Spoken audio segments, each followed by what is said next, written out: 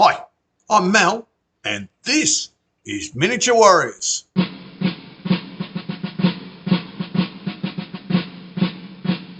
Welcome back to the channel. Today's game is an American War of Independence tabletop using the Rebels and Patriot rules by Osprey. We have a British commander being sent north along the New England coast and making an amphibious lodgement to try and capture the rebel or Yankee privateer, the sloop, the Governor Jones. Anyway, I hope you enjoy. We're off the New England coast, just off Peabody Bay, a small port currently controlled by the Continental Congress, from where the commerce raider, the Governor Jones, has been intercepting British supply vessels off the New England coast. Peabody Bay itself is protected by Fort Lewis at the mouth of the river. This fort is garrisoned by artillery and a small garrison of Continental infantry. Peabody Bay itself is garrisoned by a body of Continentals supported by militia.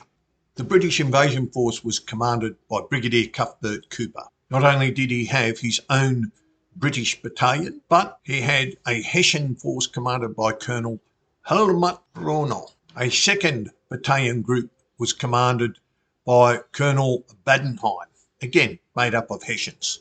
Unknown to the American commander was that there were Tories operating in the area under Captain Hamilton, who would only declare their hand if the British had made a successful lodgement.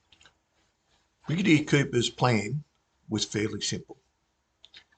His Royal Navy Task Force dropped anchor off Fort Lewis and then, in the early morning darkness, launched 3 amphibious assaults via longboat on the northern, western and southern beaches. At dawn on July 6th, under the cover of the last darkness just before the quickly approaching rays of light from the rising sun could reveal their approach, with muffled oars, the jacktaws strained at their benches, sending the longboats across the dark intervening water between the invasion ships and the sandy beaches in front of Fort Lewis. Brigadier Cooper had decided on a simultaneous assault on all 3 beaches. 2 would be assaulted by British troops and the 3rd Hessians. As the first boats touched the sand in the pre-dawn light, the silence was shattered, as the 2 American guns belched canister into the invaders as they clambered over the prows of their boats. The 2 guns were supported with a wave of musketry that rippled along the front of the fort's trenches. Many of the king's men fell to the sand as they attempted to form ranks at the water's edge. Confusion and disorder gripped the rank and file of the most southern beach. Meanwhile, on the northernmost beach, Colonel Badenheim's Hessian grenadiers, supported by a second boat of line troops, surged forward, crashing into the flank of the gun holding back Brigadier Cooper's redcoats. The Hessian grenadiers pushed the opposing Continentals out of their works, who fell back towards the center of the fort.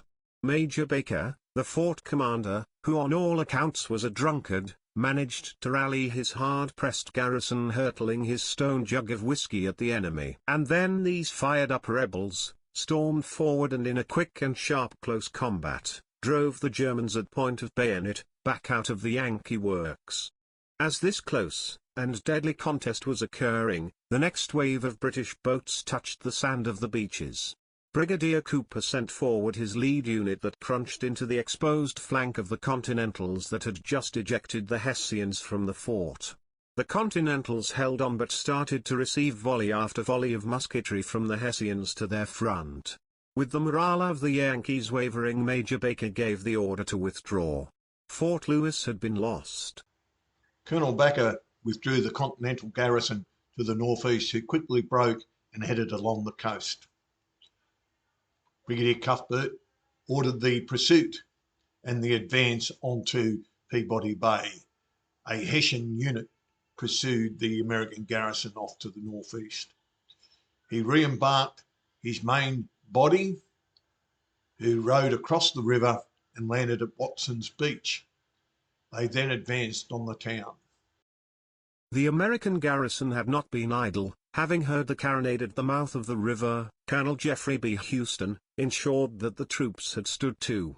His problem was he was not certain on which road the Royalists would advance. On the Richmond Farm Road, the road to Fort Lewis, the head of the Hessian column appeared. As they moved into the cornfields, the whoop of Indians rang out as the Indian allies swept out of their positions and ambushed the German column.